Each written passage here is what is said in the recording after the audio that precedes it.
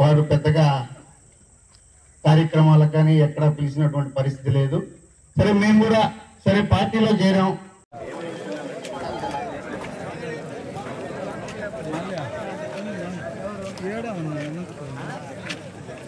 నాకు రాజకీయంగా కూడా అప్పుడేదో ఆర్థికంగా కూడా నాకు సాయం చేశాడు ఆయన. కాబట్టి అప్పుడు ఆయన కోరిక మేరకు రామిరెడ్డి నువ్వు చేరాలి పార్టీలు అన్నాడు. సరే అంతలేకే ఆయన నా సొంతూరులో తిరిగి నా సొంతూరులో డబ్బులు ఇచ్చిపోతే నేను రాజకీయంగా ఏం చేయాలా? అందుకని నా శ్రేయభిలాషులుగా మిమ్మల్ని అందరినీ నన్ను ఏం చేయమంటారు? రాజకీయంలో కొనసాగమంటారా? నాకు అందులో 74 సంవత్సరాలు, రేపు ఆగస్టు 70 వల్ల దయచేసి నాకు ముక్తాడు ఆల్రెడీ పడిపోయి మనం ఏం మాట్లాడేదానికి లేదు. అందుకని 2 మాటల్లో ముగించేసి ఇచ్చేస్తున్నాను. అందరికి నమస్కారం. మేమే అవతొక జైలా ఇప్పుడు. సరే ఆయన టికెట్ వస్తున్నాం, టికెట్ రాలా. ఆయన టికెట్ వచ్చింది, సురేష్ గారి టికెట్ వచ్చింది. రామారావు గారు పొరపాటు కూడా ఎక్కడ కూడా మీరు పొరపాటు చేసి మీరు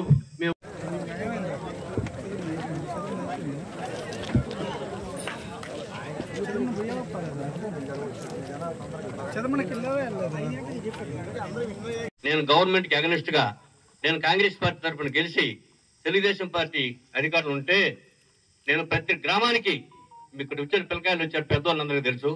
చిన్నదో పెద్దదో కనీసం నాకు ఈ ట్రిప్ గవర్నమెంట్ పెట్టుకున్న ఎమ్మెల్యే ద్వారా మండలంలో ప్రతి ఊరికి మళ్ళీ ఒక శాశ్వతమైన పని చేయాలా, శాశ్వతంగా గుర్తుంటే పని చేయాలనే ఆలోచన నాకు బాగా మనసులో ఉంది. అది చేయాలనుకున్నా, అది చేయలేకపోయాను. ఎందుకంటే ఈ రోజు నాకు గుర్తింపు లేకుండా నా ఊర్లో కూడా నాకు గుర్తింపు లేకపోతే మీకు సాగు చేసేది. అందుకని మీరు ఏ నిర్ణయం చెప్తే ఆ నిర్ణయాన్ని పట్టుబడతారు. రాజకీయం పూర్చుకుంటూ ఉండమంటే ఉంటా, లేదు రాజకీయం కొనసాగుతుంటే ఎంత చేస్తుందో చెప్పండి. ఈ రకంగా నా జాబ్ ఎందుకంటే మా పెద్దవాళ్ళందరూ 75 సంవత్సరాలు చచ్చిపోయినారు. మొత్తం మా నాయన మా అన్న మనోళ్ళందరూ కూడా. నాకు 74 వచ్చినాయి. ఇంకా సంవత్సరం ఈ ముందు నాతో ప్రజాసేవ చచ్చిపోవాలని కోరిక నాకు. తర్వాత మరి వాడు ఏం చేస్తాడో వాడు నా మాదిరే పేరు తెచ్చుకుంటాడో లేకపోతే ఇంకెట్ చేస్తే వాడిష్టం. అది వాడు మీ అందరూ ఆశిస్తులు ఉంటే వాడు కూడా. సొసైటీ ప్రెసిడెంట్ గా 95లో నేను నా భార్య ఇద్దరం నేను గంగిడిపాలెం ఎంపీటీసీ బోర్డు మెంబర్ గా నామినేట్ చేశారు. సుదీర్ఘ రాజకీయాల్లో నేను గుర్తింపు ఉంది. నాకు ఆ రోజు నుంచి ఈ రోజు కూడా ఎక్కడ పోయినా గుర్తింపు ఉంది. నేను ఎవరికి కూడా నా రాజకీయ జీవితంలో ఇన్ని సంవత్సరాల రాజకీయ జీవితంలో నేను ఎవరి వద్ద ఇక్కడ వచ్చిన వాళ్ళు ఎవరైనా చెప్పండి, 1% ₹1 ఛార్జ్ పెట్టుకుని ఎరగను. నేను నా జీబులో ఎక్కించుకోపోయి నేను పనిచేసి కలెక్టర్ గారు కానీ ఎస్పీ గారు కానీ పోయి నేను పనిచేసి పెట్టి నేను ప్రజలు సేవ ఏ ఒక్కడికి ఎక్కడా నొప్పి తగలనేలా, ఎక్కడా బాధ కలగనేలా. ఈరోజు ఆ పొలాన్ని మీకు అప్పచెప్పాను. ఎక్కడ వాళ్ళందరూ ఫైట్ చేసిన రోజు కూడా ఈరోజు మీకు ఆ పొలాన్ని అప్పచెప్పాను కాలనీకి. ఈరోజు కూడా మీ పరిస్థితి ఏంటంటే నేను రాజకీయాల్లో మీతోటి ఉన్న రోజులు మీ మీద ఏక కూడా వాడలేదు, ఒక్కడి మీద కూడా. ఇంకో మాట మాట్లాడుతాం. మాకు శ్మశాన మట్టి ఏర్పాటు చేయాలి. చంద్రబాబు నాయుడు పార్టీలో ఆయన పార్టీలో జరిగినాక టికెట్ ఇచ్చిన తర్వాత చంద్రబాబు నాయుడు ప్రోగ్రామ్స్ 3 జరిగినాయి. ఆ 3 జరిగితే బీసీ ఎన్ఆర్ఐని తీసుకొచ్చారు, ఇబ్బంది లేదు, బాగుంటుంది అని చాలా బాగా ఆశించారు. మామూలుగా కాదు, నేను ట్రస్ట్ పెట్టినప్పటి నుంచి కూడా కాకర్ల సురేష్ వెంట నడిచా. రామారావు ఒక విషయంలో చంద్రబాబు నాయుడు పార్టీలో ఆయన పార్టీలో జరిగినాక టికెట్ ఇచ్చిన తర్వాత చంద్రబాబు నాయుడు ప్రోగ్రామ్స్ 3 జరిగినాయి. ఆ 3 జరిగితే బీసీ మళ్ళీ రామారావు గారు వచ్చి 4 సార్లు ఆయన కాబట్టి అప్పుడు ఆయన కోరిక మేరకు రామిరెడ్డి నువ్వు చేరాలి పార్టీలు అన్నాడు. సరే అంతలేకే ఆయన చెప్తూ వచ్చే లోపల ఈ లోపల రామనాయుడు గారు మా రాజకీయ గురువు ఆయన పార్టీలో చేరటం, ఆయన కూడా నువ్వు పార్టీలో చేరు రామారావు చెప్పినట్టు ఆయన చెప్పటం, మేము పార్టీలో చేరటం జరిగింది. పార్టీలో చేరినా మేమే అవతొక జైలా ఇప్పుడు. సరే ఆయన టికెట్ వస్తున్నాం, టికెట్ రాలా. ఆయన టికెట్ వచ్చింది, సురేష్ గారు. కానీ మాకు ఈరోజు ఇంత సుదీర్ఘ రాజకీయంగా నేను ఉంటే నాకు తెలియకుండా కలిగిరిలో నేను పార్టీలు చేరా. పార్టీలో ప్రముఖంగా నాకు అన్ని ఊర్లలో సంబంధాలు ఉన్నాయి. నాకు తెలియకుండా నాయకులు కలిగిరి మండలం తిరగటం, కనీసం నా సొంత ఊరుకు వచ్చి నా సొంత ఊర్లో తిరిగి నా సొంత ఊర్లో డబ్బులు ఇచ్చిపోతే నేను రాజకీయంగా ఏం చేయాలా? అందుకని నా శ్రేయభిలాషులుగా మిమ్మల్ని అందరినీ నన్ను ఏం చేయమంటారు? రాజకీయంలో కొనసాగమంటారా? నాకు అందులో 74 సంవత్సరాలు, రేపు ఆగస్టు 75 సంవత్సరం వస్తుంది. నాకు ఆఖరా కోరిక ఏంటంటే గవర్నమెంట్ వస్తుంది, ఎమ్మెల్యేని గెలిపించుకుంటే నాకు ఈ ట్రిప్ గవర్నమెంట్ పెట్టుకున్న ఎమ్మెల్యే ద్వారా మండలంలో ప్రతి ఊరికి మళ్ళీ ఒక శాస్త్రమైన పని చేయాలా, శాస్త్రంగా గుర్తుంటే పని చేయాలనే ఆలోచన నాకు బాగా మనసులో ఉంది. అది చేయాలనుకున్నా, అది చేయలేకపోయాను. ఎందుకంటే ఈ రోజు నాకు గుర్తింపు లేకుండా నా ఊర్లో కూడా నాకు గుర్తింపు లేకపోతే మీకు సాగు చేసేది. అందుకని మీరు ఏ నిర్ణయం చెప్తే ఆ నిర్ణయాన్ని కట్టుబడతారు. రాజకీయం పూచుకుంటూ ఉండమంటే ఉంటా, లేదు రాజకీయం కొనసాగుతుంటే ఎంత చేద్దాం చెప్పండి. ఈ రకంగా అవమానం పైన రాజకీయాలు కొనసాగమంటారా, లేదా గౌరవం కాదు పోయి మనం రాజకీయం చేయమంటారా చెప్పండి. తర్వాత నా నిర్ణయం ఏం చేయాలా? నన్ను రాజకీయం కొనసాగించిన ప్రజాసేవ చేయమంటారా, లేదా ఇంట్లో కూకోమంటారా? మీరు ఏ నిర్ణయం చెప్తే ఆ నిర్ణయం చేద్దామని చెప్పి మిమ్మల్ని అందరూ కూడా పిలిచి నేను ఈరోజు ఈ మీటింగ్ పెట్టడం జరిగింది. ఈ అవమానం మీకు తగునా? నన్ను ఈ పని చేయడం తగునా? ఇంత రాజకీయ చరిత్ర కలిగిన 40 సంవత్సరాలు రాజకీయం చేసిన నన్ను పక్కన పెట్టి నా సొంతంలో తిరిగిపోతారు మీరు? ఇదే నా న్యాయం? నేను ఒక్కడనే వస్తాను రమణ అని కూడా చెప్పడం జరిగింది. సరే వెంకటేశ్వరు, నువ్వు మా గతంలో 5 ఏళ్లు ఎంపీపీగా అధికార పార్టీలో పనిచేసి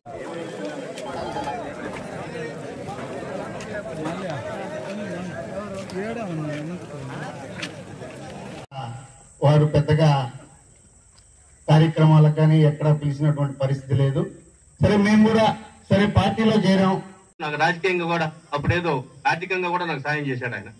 కాబట్టి అప్పుడు ఆయన కోరిక మేరకు రామిరెడ్డి నువ్వు చేరాలి పార్టీలు అన్నాడు. సరే అంతలేకే ఆయన వల్ల దయచేసి నాకు ముక్తాడు ఆల్రెడీ పడుకొని మనం ఏం మాట్లాడేదానికి లేదు. అందుకని 2 మాటల్లో ముగించేసి ఇచ్చేస్తున్నాను. అందరికీ నమస్కారం.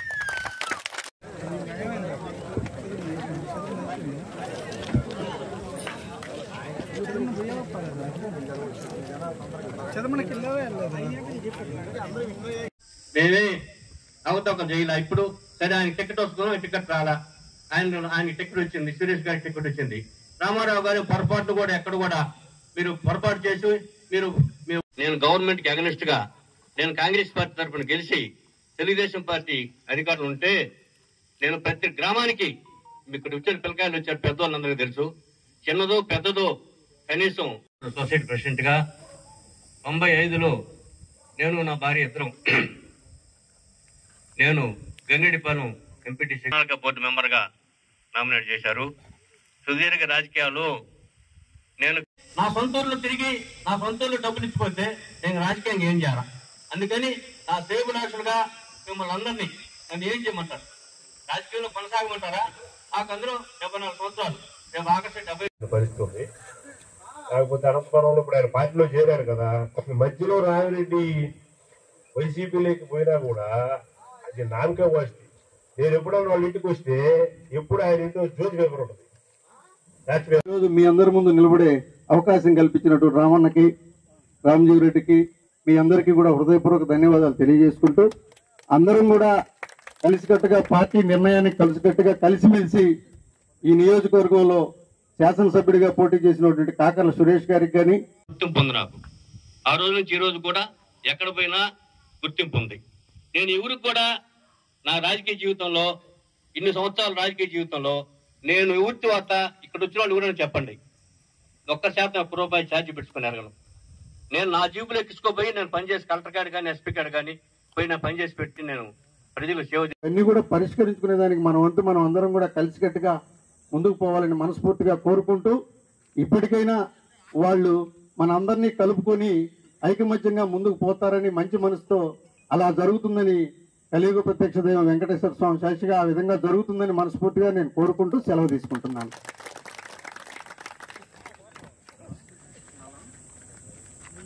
పెద్దలు సిద్ధుల్ నాయుడు గారు మాట్లాడుతారు. చంద్రబాబు నాయుడు పార్టీలో ఆయన పార్టీలో చేరినాక టికెట్ ఇచ్చిన తర్వాత చంద్రబాబు నాయుడు ప్రోగ్రామ్స్ 3 జరిగినాయి. ఆ 3 జరిగితే మాన్యశ్రీ మాజీ ముఖ్యమంత్రి వర్యులు నారా చంద్రబాబు నాయుడు గారి సువర్ణ హస్తాలతో నెల్లూరులో తెలుగుదేశం పార్టీలో చేరడం జరిగింది. మార్చి 2వ తేదీ. రమారమి నెల రోజులు దాటిపోయి 40 రోజులు అయిపోయింది. ఈ 40 రోజుల్లో తెలుగుదేశం పార్టీ అనేక కార్యక్రమాలు ఎన్నికల ప్రక్రియలో భాగంగా చేసుకుంటూ పోతూ ఉన్నారు. కానీ ఎక్కడా కూడా మేము పార్టీలో చేరామని ఎవరైనా గౌరవంగా పార్టీలో చేరినటువంటి వాళ్ళని హక్కును చేర్చుకొని అందరం కలిసి పనిచేద్దామని అనే సాంప్రదాయం ఎక్కడైనా ఉంటుంది. ఎందుకనో మరి మేము తెలుగుదేశం పార్టీకి అంటరాని వారిమో, మేము పనికిరాము, మరి మమ్మల్ని ఎక్కడా కూడా వారు పెద్దగా కార్యక్రమాలకు కానీ ఎక్కడా పిలిచినటువంటి పరిస్థితి లేదు.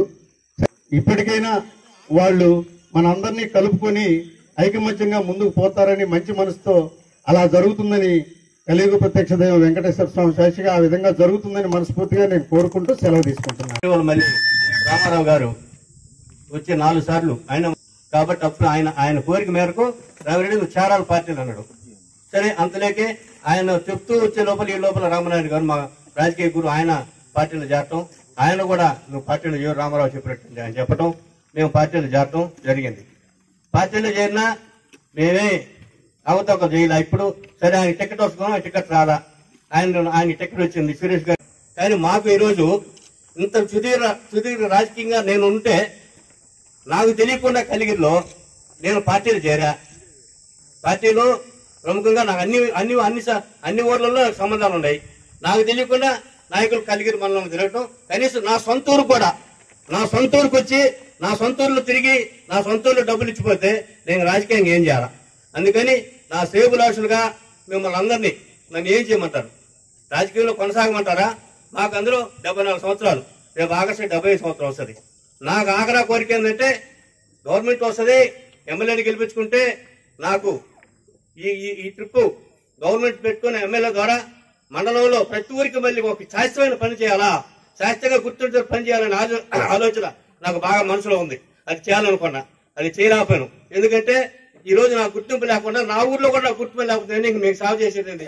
అందుకని మీరు ఏ నిర్ణయం చెప్తే ఆ నిర్ణయాన్ని కట్టుబడతారు. రాజకీయం పూచుకుంటూ ఉండమంటే ఉంటా, లేదు రాజకీయం కొనసాగుతుంటే ఎంత చేద్దాం చెప్పండి. ఈ రకంగా అవమానపడి రాజకీయం కొనసాగమంటారా? లేదా గౌరవం కాదు పోయి మనం రాజకీయం చేయమంటారా? చెప్పండి. తర్వాత నా నిర్ణయం ఏం చేయాలా? రాజకీయం కొనసాగిన ప్రజాసేవ చేయమంటారా, లేదా ఇంట్లో కూకోమంటారా? మీరు ఏ నిర్ణయం చెప్తే ఆ నిర్ణయం చేద్దామని చెప్పి మిమ్మల్ని అందరూ కూడా పిలిచి నేను ఈ రోజు మీటింగ్ పెట్టడం జరిగింది. ఈ అవమానం మీకు తగునా? నన్ను ఈ పని చేయడం తగునా? ఇంత రాజకీయ చరిత్ర కలిగిన 40 సంవత్సరాలు రాజకీయం చేసిన నన్ను పక్కన పెట్టి నా సొంతంలో తిరిగిపోతారు మీరు? ఇదేనా న్యాయం? నేను ఒక్కడనే వస్తాను రమణ అని కూడా చెప్పడం జరిగింది. సరే వెంకటేశ్వరు, నువ్వు మా గతంలో 5 ఏళ్ళు ఎంపీపీగా అధికార పార్టీలో పనిచేసి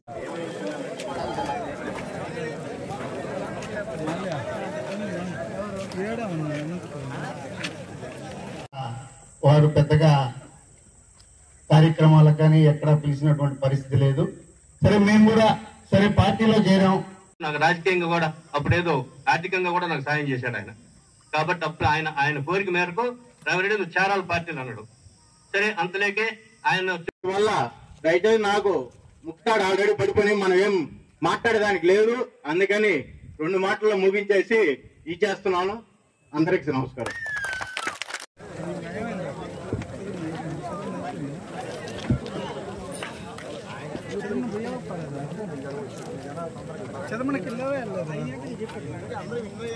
మేమే అవతొక చేయాల. ఇప్పుడు సరే ఆయన టికెట్ వస్తున్నాం, టికెట్ రాలా, ఆయన టికెట్ వచ్చింది, సురేష్ గారి టికెట్ వచ్చింది.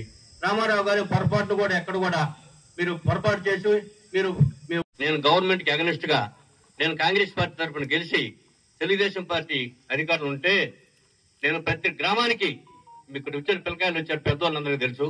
చిన్నదో పెద్దదో కనీసం సొసైటీ ప్రెసిడెంట్ గా 95లో నేను నా భార్య ఇద్దరం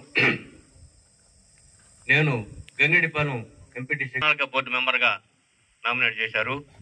సుదీర్ఘ రాజకీయాలు నేను నా సొంత ఊర్లో తిరిగి నా సొంత ఊర్లో డబ్బులు ఇచ్చిపోతే నేను రాజకీయంగా ఏం చేయాలా?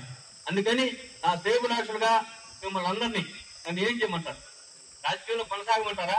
నాకు అందరూ 74 సంవత్సరాలు, రేపు ఆగస్టు 75 పరిస్థితి ఉంది. కాకపోతే అనంతపురంలో ఇప్పుడు ఆయన పార్టీలో చేరారు కదా, మధ్యలో రామిరెడ్డి వైసీపీలోకి పోయినా కూడా అది నామకే వస్తుంది.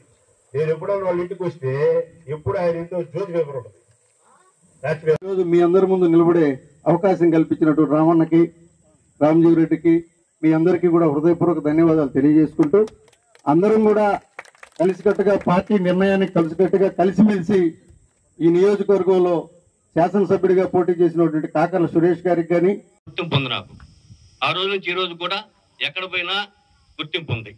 నేను ఎవరికి కూడా నా రాజకీయ జీవితంలో ఇన్ని సంవత్సరాల రాజకీయ జీవితంలో నేను ఎవరి వద్ద ఇక్కడ వచ్చిన వాళ్ళు ఎవరైనా చెప్పండి, 1% ₹1 ఛార్జీ పెట్టుకుని ఎరగను.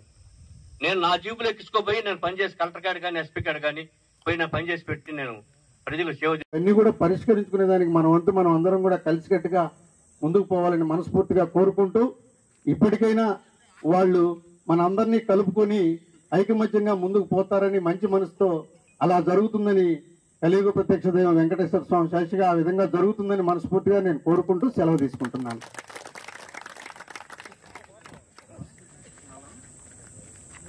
పెద్దలు సిద్ధుల నాయుడు గారు మాట్లాడుతారు. మొన్న అటీవల కృష్ణారెడ్డితో మనం తెలుగులో తిన్నాం, తర్వాత వైసీపీకి మారినాం. మళ్ళీ ఆయన టికెట్ రాలేదని కోపంతో మేము అటు మారాల్సి వచ్చి మారినాం. తర్వాత మళ్ళీ ఆయన మమ్మల్ని దూరంగా పెట్టాడు ఎమ్మెల్యే గారు. అప్పటి నుంచి మళ్ళీ మేము సభ్యులుగా ఉంటే ఇటీవల మళ్ళీ రామారావు గారు వచ్చి 4 సార్లు, ఆయన మాకు 80 ఏళ్ళు నేను మండల ప్రెసిడెంట్ అయినప్పుడు రామారావు గారు నాకు బాగా సాయం చేశారు. వాళ్ళ ఊర్లో దగ్గర మాకు బాగా ఓట్లు వేయించాడు. నాకు రాజకీయంగా కూడా అప్పుడేదో ఆర్థికంగా కూడా నాకు సాయం చేశాడు ఆయన. కాబట్టి అప్పుడు ఆయన కోరిక మేరకు రామిరెడ్డి నువ్వు చేరాలి పార్టీలు అన్నాడు. సరే, అంతలేకే ఆయన చెప్తూ వచ్చే లోపల ఈ లోపల రామనాయుడు గారు మా రాజకీయ గురు ఆయన పార్టీలో చేరటం, ఆయన కూడా నువ్వు పార్టీలో చేరు రామారావు చెప్పినట్టు ఆయన చెప్పటం, మేము పార్టీలో చేరటం జరిగింది. పార్టీలో చేరినా మేమే అవతొక చేయాల. ఇప్పుడు సరే ఆయన టికెట్ వస్తున్నాం, ఆ టికెట్ రాలా. ఆయన టికెట్ వచ్చింది. సురేష్ గారు 2 గారు 3 గారిని గ్రామ నాయకులు పలకరించి తర్వాత బూత్ కమిటీలు ఎవరు ఆడు కూర్చొని రామారావు గారి దగ్గర కూర్చొని పేర్లు అడిగితే ఎవరో దోమలు పోయి పేరు చెప్పేశారు. ఈ పరిస్థితి వస్తుందని, బూత్ కమిటీలు డబ్బులు ఇస్తారని ఎవరు ఊహించినప్పుడు ఎవరు నోటుకొచ్చిన పేరు వాడు చెప్పారు. అట్లా కాకుండా గ్రామ పరిస్థితి ఏంది, గ్రామంలో ఎవరు లీడరు అని చేసుకొని వాళ్ళు సమన్వయంగా చేసుకుంటే బాగుపడుతుంది, మనం గెలిపించేదానికి అవకాశం ఉంటుంది. సురేష్ గారిని కానీ ప్రభాకర్ రెడ్డి గారిని కానీ గెలిపించుకునే దానికి అవకాశాలు ఉంటాయి. వాళ్ళు నాయకత్వాన్ని పక్కన పెట్టి ఇప్పుడు కూడా గ్రామ నాయకులు పక్కన పెట్టి ఈ బూత్ కమిటీలని వాళ్ళే నీళ్ళని చేస్తే ఈ పార్టీని బతికిలేరు. దయచేసి మీరు ఆయన దృష్టికి పత్రికాముఖంగా ఇది అధిష్టానం దృష్టికి పోయి ఈ లోపాన్ని సరిదిద్దామని చెప్పి నేను పత్రికా విలేకరిని నేను కోరుకుంటున్నా. అందరూ కూడా వాళ్ళకి తెలియపరచండి. ఇది మంచి పద్ధతి కాదు. గ్రామ నాయకులు పక్కన పెట్టి చిల్లరలందరూ పెట్టి మీరు పెట్టేది ఇది కరెక్ట్ కాదు. ఇది నాయకులు కనుదరిస్తే ఇబ్బంది. ఇట్లా చాలా మంది దెబ్బతిన్నారు. నాకు తెలిసిన నా రాజకీయ అనుభవంలో చాలా మంది నాయకులు దెబ్బతిని ఉన్నారు. కాబట్టి నాయకులు గ్రామ నాయకులు అందరూ కూడా సమన్వయం కలుపుకోకపోవటం చాలా మంచిది. ఇందులో ఉదయగిరి నియోజకవర్గంలో ప్రస్తుత పరిస్థితుల్లో రామారావు గారు అవసరం చాలా ఉంది. రామారావు గారు తీసుకొచ్చుకోవాలా. రామారావు గారు నాతో రోజు ఈరోజు మాట్లాడినా నువ్వు రావాలి సార్ అని అంటే నేను వస్తానని నాకు తగిన మర్యాద కావాలంటాడు. ఎవరైనా మర్యాద కోరుకుంటారు, డబ్బు కూడా కోరుకోవట్లే. మా జీవితంలో మీ అందరికీ తెలుసు మేము ఎప్పుడు డబ్బు కోరుకోలే. నేను డబ్బులు ఇంటి రోజు రాజకీయాలు ఎవరన్నా ₹1 అడిగినట్టు ఏమైనా ఉందా మీకు? డబ్బు కాదు, గౌరవం కోసం. ఆ గౌరవం తగిన ఇవ్వకపోతే రాజకీయం అనవసరం. దాని వేరు లేరు. డబ్బు కోసం రాజకీయం చేసేవాళ్ళు లేరు. వాళ్ళు కావాలంటే దేనికైనా పడి ఉంటారు. వాళ్ళు మిగతా వాళ్ళు పడి ఉండరు. అందుకని గౌరవం ఇచ్చి కాపాడుకొని రాజకీయం చేసి పదవులు పొందాలని చెప్పి వాళ్ళకు కూడా కోరుకుంటూ ఇప్పుడు చివరిగా మా కొడుకు 2 మాటలు మాట్లాడు ఓట్లేయండి అని ఎక్కడ కూడా చెప్పలా. ఎవరు కూడా అందరినీ పిలిచి నెల్లూరు పిలిచి మీటింగ్ పెట్టి మీరు అందరూ కూడా పార్టీ చేయండి, కష్టపడి పార్టీని గెలిపించారని మాట చెప్పాడు. కానీ ఏ పొరపాటు మాట నేను చెప్పలా ఆయన కూడా. కానీ మాకు ఈరోజు ఇంత సుదీర్ఘ రాజకీయంగా నేను ఉంటే నాకు తెలియకుండా కలిగిరిలో నేను పార్టీలు చేరా.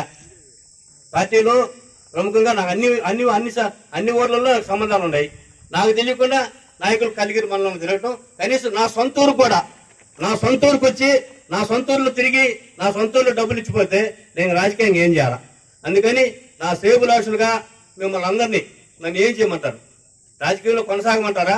నాకు అందులో 74 సంవత్సరాలు, రేపు ఆగస్టు 75 సంవత్సరం వస్తుంది. నాకు ఆఖరా కోరిక ఏంటంటే గవర్నమెంట్ వస్తుంది, ఎమ్మెల్యేని గెలిపించుకుంటే నాకు ఈ ట్రిప్ గవర్నమెంట్ పెట్టుకున్న ఎమ్మెల్యే ద్వారా మండలంలో ప్రతి ఊరికి మళ్ళీ ఒక శాస్త్రమైన పని చేయాలా, శాస్త్రంగా గుర్తుంటే పని చేయాలనే ఆలోచన నాకు బాగా మనసులో ఉంది. అది చేయాలనుకున్నా, అది చేయలేకపోయాను. ఎందుకంటే ఈ రోజు నాకు గుర్తింపు లేకుండా నా ఊర్లో కూడా నాకు గుర్తింపు లేకపోతే మీకు సాగు చేసేది. అందుకని మీరు ఏ నిర్ణయం చెప్తే ఆ నిర్ణయాన్ని కట్టుబడతారు. రాజకీయం పూచుకుంటూ ఉండమంటే ఉంటా. లేదు రాజకీయం కొనసాగుతుంటే ఎంత చేద్దాం చెప్పండి. ఈ రకంగా అవమానం పోయి నేను రాజకీయాలు కొనసాగమంటారా? లేదా గౌరవం కాదు పోయి మనం రాజకీయం చేయమంటారా చెప్పండి. తర్వాత ఇంకా నా చాప్టర్ ఎందుకంటే మా పెద్దవాళ్ళందరూ 75 సంవత్సరాలు చచ్చిపోయినారు. మొత్తం మా నాయన మా అన్న మా వాళ్ళందరూ కూడా. నాకు 74 వచ్చినాయి. ఇంకా సంవత్సరం ఈ ఉన్న 4 రోజులు ప్రజాసేవ చచ్చిపోవాలని కోరిక నాకు. తర్వాత మరి వాడు ఏం చేస్తాడో వాడు నా మాదిరి పేరు తెచ్చుకుంటాడో లేకపోతే ఇంకెట్ చేస్తాడు వాడిస్తాడు. అది వాడు మీ అందరూ ఆశిస్తులు ఉంటే వాడు కూడా రాజకీయంగా పైకి వచ్చి అందరికి సేవ చేస్తాడని నేను అనుకుంటున్నా. కాబట్టి నా నిర్ణయం ఏం చేయాలా? నన్ను రాజకీయం కొనసాగించిన ప్రజాసేవ చేయమంటారా లేదా ఇంట్లో కూకోమంటారా? మీరు ఏ నిర్ణయం చేస్తే ఆ నిర్ణయం చేద్దామని చెప్పి మిమ్మల్ని అందరూ కూడా పిలిచి నేను ఈరోజు ఈ మీటింగ్ పెట్టడం జరిగింది. ఈ అవమానం మీకు తగునా? నన్ను ఈ పని చేయడం తగునా? ఇంత రాజకీయ చరిత్ర కలిగిన 40 సంవత్సరాలు రాజకీయం చేసిన నన్ను పక్కన పెట్టి నా సొంతంలో తిరిగిపోతారు మీరు? ఇదేనా న్యాయం? మీరు నేను మళ్ళీ మాట్లాడతా. సిద్ధునాయుడు గారు మన ఎక్స్ మండలి పేరు ఉంటారు వెంకటేశ్వర గారు. వెంకటేశ్వర మాట్లాడుతున్నారు. నేను వైఎస్ఆర్సీపీలోకి వెళ్ళిపోవడం జరిగింది. ఆ తర్వాత అక్కడ ఎలక్షన్ చేశాం. ఒక 6-7 మాసాల తర్వాత నాకు ఎందుకనో నేను తప్పు చేశాను,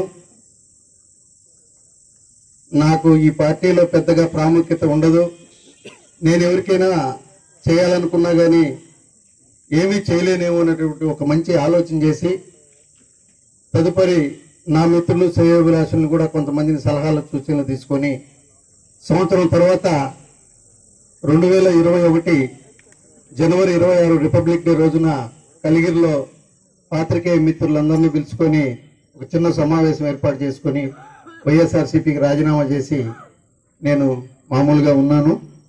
ఈ మధ్యకాలంలో మరలా తెలుగుదేశం పార్టీలో చేరాలి, మన మనుగడ కొనసాగాలి, చేతనైనంత సహాయం చేసుకుంటూ 10 మందికి చేదోడువాదిగా ఉంటూ 10 మందిలో నేనుగా ఒకటిగా ఉండాలనేటటువంటి ఆలోచనతో పెద్దలు వేమిరెడ్డి ప్రభాకర్ రెడ్డి గారు వైఎస్ఆర్సీపీకి రాజీనామా చేసి తెలుగుదేశం పార్టీలో చేరుతున్న సందర్భంలో వారిని పోయి కలవటం, వారి ఆశీస్సులు తీసుకొని అందరం కలిసి పనిచేద్దాం, మీరు చేరండి అని చెప్పడం జరిగింది.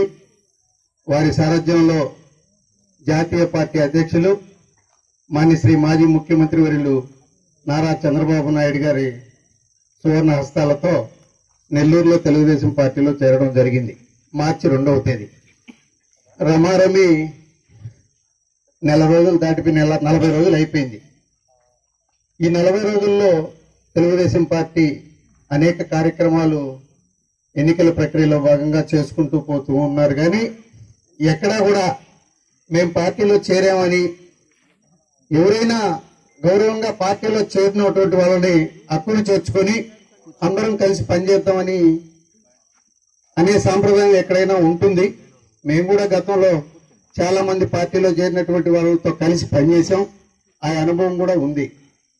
ఎందుకనో మరి మేము తెలుగుదేశం పార్టీకి అంటరాని వారిమో, మేము పనికిరాము, మరి మమ్మల్ని ఎక్కడా కూడా వారు పెద్దగా కార్యక్రమాలకు కానీ ఎక్కడా పిలిచినటువంటి పరిస్థితి లేదు. సరే మేము కూడా సరే పార్టీలో చేరాం అనిదా ఖచ్చితంగా మనం పార్టీ కట్టుబడి పార్టీ నియమాలకు కట్టుబడి పార్టీలోనే ఉండి పనిచేయాలనేటువంటి ఒక దృఢ సంకల్పంతో అలాగే ఉండిపోయాం. ఈరోజు నిన్న పెద్దలు రామిరెడ్డి గారు ఫోన్ చేసి వెంకటేశ్వరు మన తోటలో ఆత్మీయ సమావేశం పెట్టుకుందాం, ఇలా అందరం కలిసి మాట్లాడుకుందాం అని చెప్పడం జరిగింది. నేను పార్టీలో చేరేటప్పుడు కూడా నేను ఎవరికి చెప్పలేదు, నా మిత్రులు సహచరులు కూడా ఎవరికి చెప్పలేదు, మా ఇంట్లో కుటుంబ సభ్యులకు కూడా ఎవరికి చెప్పలేదు. నేను ఒక్కటే పార్టీలో చేరా. ఈ రోజు వరకు కూడా నేను తెలుగుదేశం పార్టీలో చేరి ఎవరిని కూడా నేను పిలిచి ఎవరితో మాట్లాడలా. సరే మనల్ని పిలిచి వాళ్ళు మాట్లాడిన తర్వాతే మనం అందరితో మాట్లాడుకుందాం అనేటటువంటి ఒక ఆలోచనతో ఉన్నాను. నిన్న కూడా నేను రావణకు అదే చెప్పాను, రావణ నేను ఒక్కడినే వస్తాను, మన స్థితి మనకైతే ఏందో మనకే అర్థం కావడం లేదు, మరలా వాళ్ళందరినీ తీసుకొచ్చి మనం ఇబ్బంది పెట్టడం కూడా కరెక్ట్ కాదు, ప్రస్తుత రాజకీయాల్లో చాలా ఇబ్బందులు కూడా ఉన్నాయి, మనుగడ కొనసాగడం కూడా చాలా కష్టంగా ఉంది, అందుకని నేను ఒక్కడినే వస్తాను రావణ అని కూడా చెప్పడం జరిగింది. సరే వెంకటేశ్వరు, నువ్వు మా గతంలో 5 ఏళ్లు ఎంపీపీగా అధికార పార్టీలో పనిచేశావు, నువ్వు కూడా ఈ మండలంలో చేతైన వరకు నువ్వు కూడా చాలా మందికి సహాయం చేసి ఉంటావు, పర్వాలేదులే రా అని చెప్పడం జరిగింది. ఆ కార్యక్రమంలో భాగంగానే ఈరోజు మీ అందరి ముందు నిలబడే అవకాశం కల్పించినట్టు రామన్నకి, రామజీవరెడ్డికి, మీ అందరికీ కూడా హృదయపూర్వక ధన్యవాదాలు తెలియజేసుకుంటూ, అందరం కూడా కలిసికట్టుగా పార్టీ నిర్ణయానికి కలిసికట్టుగా కలిసిమెలిసి ఈ నియోజకవర్గంలో శాసనసభ్యుడిగా పోటీ చేసినటువంటి కాకర్ల సురేష్ గారికి కానీ, పార్లమెంట్ సభ్యుడిగా పోటీ చేసినటువంటి పెద్దల వేమిరెడ్డి ప్రభాకర్ రెడ్డి గారికి కానీ అందరం కలిసికట్టుగా పనిచేసి వారిని గెలిపించి మనం అందరం కూడా మన మండలం ఈ చుట్టుపక్కల ఉన్నటువంటి సమస్యలన్నింటినీ కూడా మండలంలోని అనేక గ్రామాల్లో చాలా సమస్యలు ఉన్నాయి, అవన్నీ కూడా పరిష్కరించుకునే దానికి మన వంతు మనం అందరం కూడా కలిసికట్టుగా ముందుకు పోవాలని మనస్ఫూర్తిగా కోరుకుంటూ, ఇప్పటికైనా వాళ్ళు మనందరినీ కలుపుకొని ఐకమత్యంగా ముందుకు పోతారని మంచి మనసుతో అలా జరుగుతుందని కలియుగ ప్రత్యక్ష దైవం వెంకటేశ్వర స్వామి సాక్షిగా ఆ విధంగా జరుగుతుందని మనస్ఫూర్తిగా నేను కోరుకుంటూ సెలవు తీసుకుంటున్నాను.